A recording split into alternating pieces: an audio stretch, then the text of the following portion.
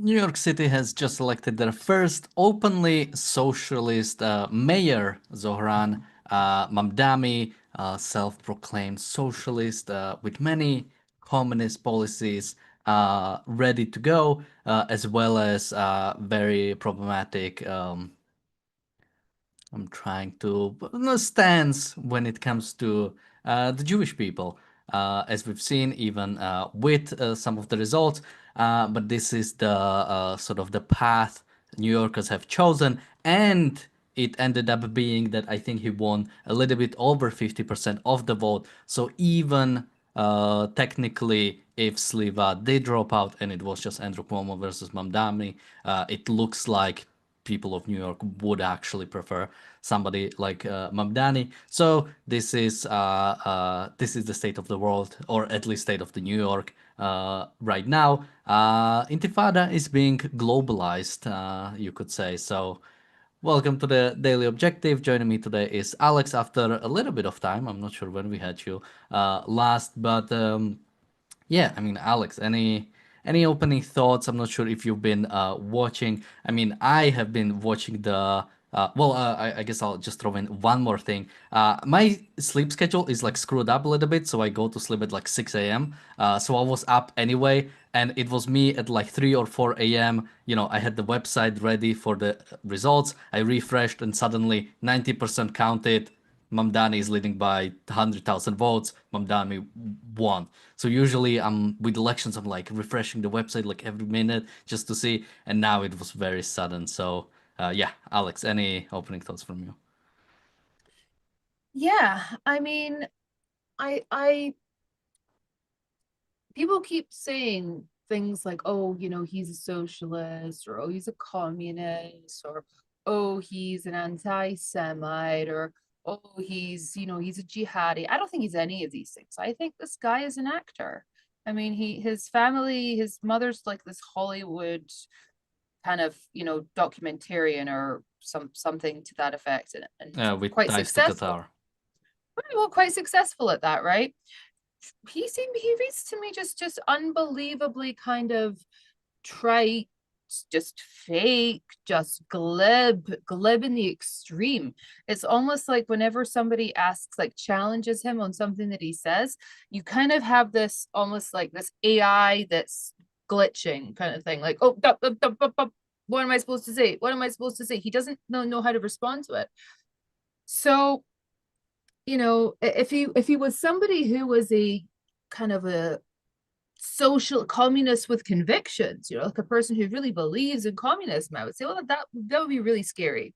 But I don't know if he believes in anything.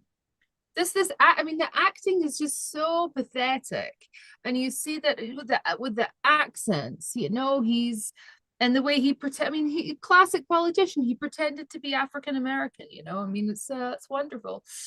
Um, I don't know. I mean, do you really think that he is? I mean, I don't know if he's almost like he's like a comedy of a communist. I mean, if you told me I do a sketch right now, pretend to be a communist, I would be like, let's seize the means of production. I mean, quite literally the only parroting I know how to do would be Zohar Mamdani. I would be able to parrot like he does. He parrots. It's an act. Well, we can go into that. Maybe I can just quickly mention some of the sort of unique things about this election that happened. It had unusually high attendance. I think, well, I'd say unusual high, but it's like 40%, but that is like high for New York City, or at least in the last, pretty much we haven't seen this number since early 2000s. He, of course, was leading in the young demographic, so 19 to 20, 18 to 29. He had like 62%. Interestingly enough, he wasn't leading among women. He got about 51% of male vote, but only about 37% of women vote, with with I think Cuomo winning the majority of female vote, which is interesting, especially since women are usually more on the left, if you want to say that, or are I think always it sort was the of like, prostitution thing. Women, it's him continually talking about sex workers' rights. Okay, I mean, this is something that I think um, is it doesn't sit well with a lot of people because we're not exactly talking about the rights of people to have a fair working environment. We're talking about the average age of a woman to get into prostitution is 13, and so when you're kind of when I hear these things, okay, especially being said to me by a man that doesn't I don't think has given any thought to this at all, I gives me the ick, really gives me the ick. And also all the things he said. I mean, he doesn't know what a woman is as well, but like in a real way, right? I mean, he knows, of course, he knows what a woman is when he's wanting to, pay her for sex or whatever, of course. Then he knows what it is, right? But besides that, it's all a very ephemeral concept that he just couldn't possibly identify. yeah. Now, when it comes to sort of him being authentic to his beliefs, or whichever way we want to talk about it, I don't think any either communist or fascist will come in saying this is what they are going to do. I mean, with Bernie Sanders, I'm not sure even if Bernie Sanders talks about like the means of production. Somebody like Elizabeth Warren, she calls herself a capitalist. She's like, no, no, no, I'm a capitalist. I just want to basically take complete control of the economy. But I'm a capitalist. I'm gonna talk to Amazon about how I'm gonna shut them down. But I'm a capitalist. So uh, if we go to the policies of Mamdani, I mean, a lot of his stuff is sort of something we've seen before, like more rent control, public, the affordable housing building, expanding, free buses, expanding universal childcare, raising minimum wage. So like those things are sort of, yeah, we've seen that before, nothing unique. But when he starts talking about things like government run grocery stores, when he the fact that he pretty much refuses to condemn any sort of I mean specifically with the Palestinian protests, right? He said he wouldn't send or he would disallow the police to go into, for example, the Columbia University. We are talking, and that's not even ideological issue. When it comes to Columbia University, that was students taking over property despite the university rules, and then eventually the university saying, okay, we probably shouldn't have these like students going rampant, so we allow the police to actually go in and shut this down. Basically, not even shut this down, basically stop allowing violation of property. And to this, he goes and says, no, no, I wouldn't allow that. So I think that's he might not use the exact words of a communist, but when it comes to specifically his policies or what he at least says, we'll see what he actually will be able to do. Of course, the New York mayor is not a dictator. He does have an assembly. He'll have to run a lot of things through his sort of own. I'm not sure if it's called like a legislative process, but through his own sort of like council. So he might not get everything through. But to the extent he'll have things go through, he absolutely is a unique thing that is coming. Um, yeah, any thoughts on that? I mean, I don't know. I don't necessarily know I even really see him like staying the course on this because he kind of decided he wanted to be a politician about 5 minutes ago. Before that, he was what, like a rapper. What else did we have? I think we had some other kind of eclectic. I don't think he's going to stay the course. I mean, politics is it's a really bad, it's a really bad thing to get into, I think. And I just don't I think that he's achieved what he wanted to achieve, which is I think is celebrity. And I could see this lasting a couple of months or well, who knows, right? I mean, I mean, it it could go either way. It could go either way, but then I also feel like it's he's a populist, for the most part as well. He's like wouldn't okay. and like, if you didn't know how truly evil all of this was, wouldn't it be great if somebody says, "Hey, I'm gonna help you to buy a house. I'm gonna lower your cost of living." It's like if you didn't know what his plan was for delivering this, treat, you would be like, "Oh, that sounds great." And I'm not saying that people are stupid. I don't think they are. I think people are very, very astute. But he was running against like a pretty unpopular candidate. Um, but I who and it's New York, I suppose, right? But I don't know. I don't know how this is going to pan out really. Um, and especially that we see that sort of collectivism is so kind of on vogue, I suppose, like really in fashion at the moment on the left and the right, right? It's such a just both of them are just collectivists. So there's the hatred really for the individual. Then we see Mamdani as a kind of the classic person that you get, right? At the end of that rainbow. First things, I mean, yeah, when it comes to populism, I think the proper way to understand populism is people who are like offering solutions, or not even offering solutions, are just saying things that like sound good, Mm-hmm. and rely on somebody like not knowing what it actually means. So even something I think like will lower your taxes when like the government deficit is like 5-6% year over year, and it's like, okay, that's a populist thing. You're not actually offering a solution, you're not actually solving the actual problem, you're simply offering something people can jump on. So like populism can be on both sides, or even populism can be on the sort of like liberty side, if we want to call it that. uh, but also separately, I mean, if we didn't mention Mamdani, what you were saying sounds like Trump. If you were saying that in like 2016, like, oh, he became president, he got what he wants. But I think something, when people go into politics, something switches in them, especially if they are the kind of person who enjoy that kind of politics. Mm-hmm. And that might be Mamdani. The first time he, went on a stage and saw people clapping for him, he's like, oh my God, maybe this is something I want. And I think this is especially changing for populists.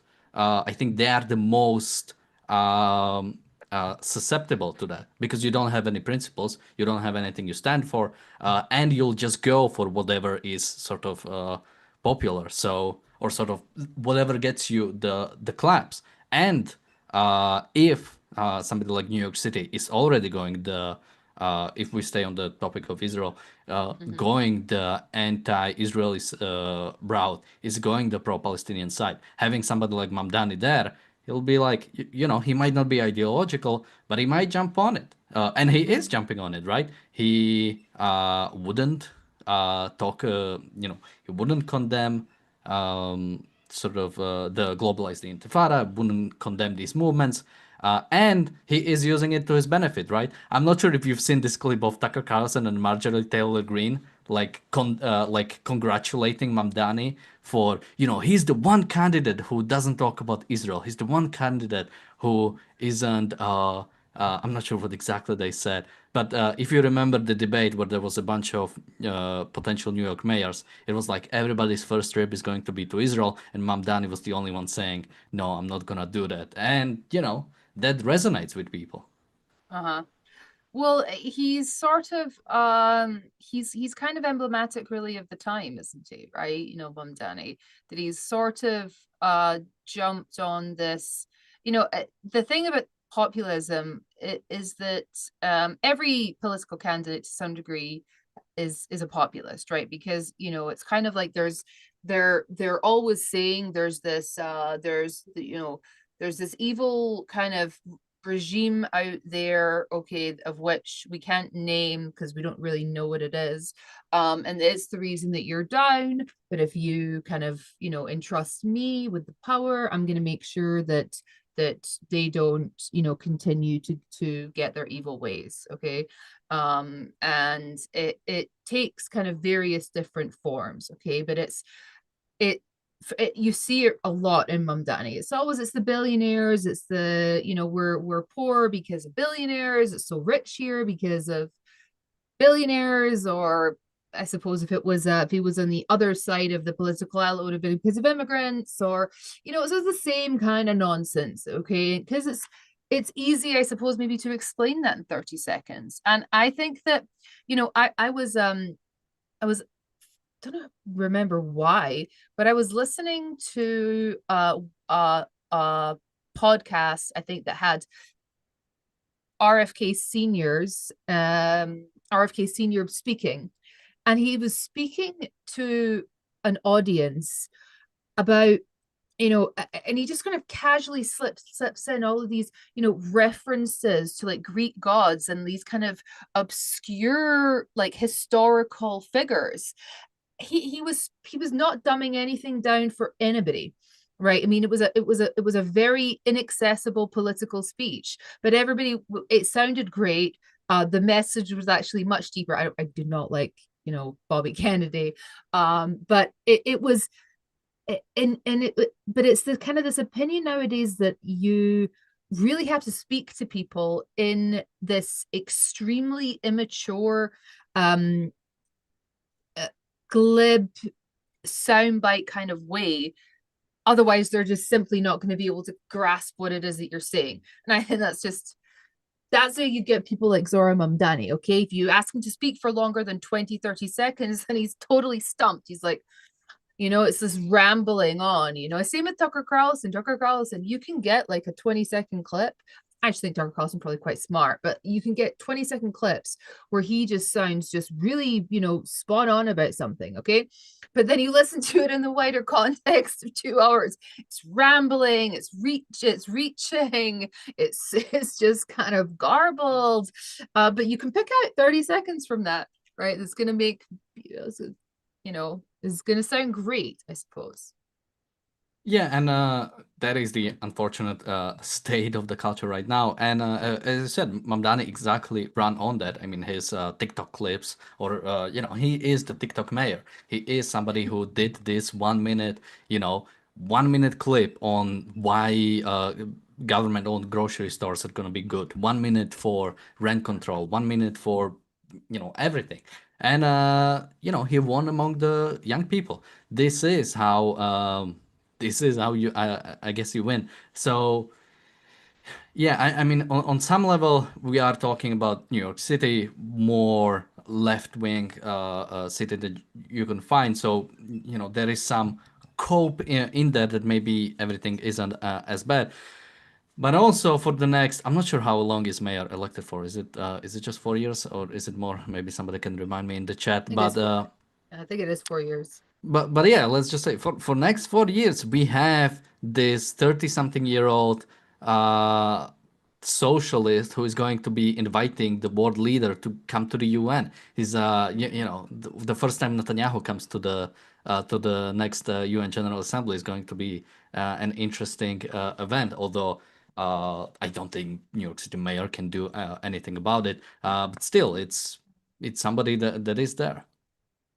UN, the people who UN diplomats, what people who are coming from the UN have like special protections. That's why there's a lot of things you're not allowed to do to them when they're here. You're supposed to be kind of, letting them in, or, well, no, I think that you can do things like canceling visas and stuff, right? But that's at the federal, that'd be like the federal level. Yeah, that's what I'm trying. Yeah, because I know the Trump administration did cancel, I think, some of the UNRWA people. I think Francesca Albanese, didn't she get or didn't she get sanctions so she couldn't come to the UN? So yeah, that is on yeah, like the federal level. But yeah. even on sort of the local level, I mean, try to shut down traffic, try to. I mean, Trump was at the UN and they shut down the escalator, right? It's, you can say, oh, I didn't know this was. I didn't know. Yeah. But you would be talking about what, taking him, I suppose, like a citizen's arrest, okay, and then trying him for some kind of New York state No, that crime. I I mean, would be surprised if it went to something like that. Uh, I mean, it's going to be interesting, but still, well, it's more of a not even talking about like what actually might happen, but even sort of the moral aspects of it. Somebody like Mamdani, like being the sort of symbol. I mean, kind of America. I mean, New York City was a long time like symbol of America for. I don't like to spoil Atlas Shrugged, but there are long sentences about New York City in Atlas Shrugged at the end, and it is because it is a symbol of something. And to have somebody like Mamdani become that, you know, it's not a good sight to see. Yeah, I mean, it's just not deserved, I suppose, right? But again, it's uh, I suppose, I recently was listening to Barack Obama's book. Is it The Dreams from My Father or something like that? Obviously it was a great book. It has really resonated with me. But if you read, or if you listen to, as I did, to Barack Obama's book, I mean, it was a crazy book, truly crazy. It was frightening.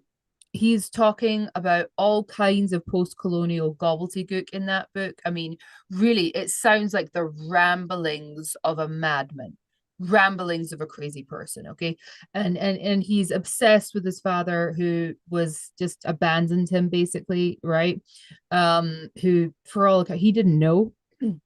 It's kind of this post-colonial sort of gobbledygook that's going on in his mind. Okay, and for the most part, Barack Obama did not succeed in destroying nearly as much as he kind of probably would have dreamt of it. It's kind of the nature of institutions, right? Is that they are quite a constraining thing.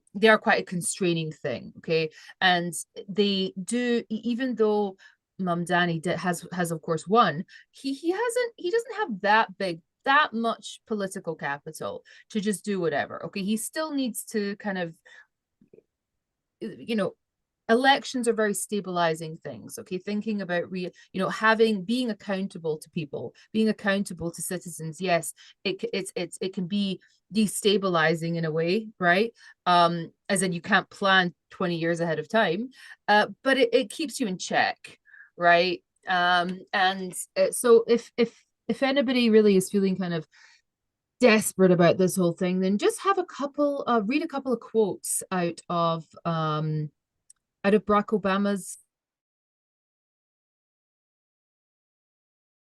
ramblings of someone that maybe smoked a bit of crack in a college dorm. And I don't know if he did smoke crack, but it wouldn't have surprised me, because that was really, I'd really shocked how he still lets people buy that book. Really, really crazy. And even, his brother as well, like wrote his own book, basically saying that the reason that Kenya is so screwed up is because we kicked the British out, and we should have, asked them to stay for a little bit longer to help us, like, learn how to run a country, like in South Africa. I mean, it was pretty different stuff. Um, but I don't know, and I'm not defending dictators. Okay, you know, elections are destabilizing in a good way. Okay, democracy is destabilizing in a good way. Yeah, I mean, I've been for the last few days, I've been sort of like jumping between. Well, is it that bad, or sort of, it's still sort of America. It's still, you do have a Trump in the White House. You do have, I mean, apparently, I think, was it the Texas? Maybe somebody can remind me in the chat. Was it Texas governor who came out and said something like, "If New Yorkers, we won't allow New Yorkers to like come into Texas. Deal with your own like stuff." And of course, Trump was saying that he will stop any funds beyond what he has to. Sort of like by law, he has to sort of either through some projects or something give to New York City. He will give that, but nothing else. He will shut down everything. And so in some sense there is that sort of like stopping down, but also it's like, okay, now we have like this fight of, depending on who is the governor, who is the mayor, which party affiliation, there's going to be like a complete like disassembling between the state and local and federal.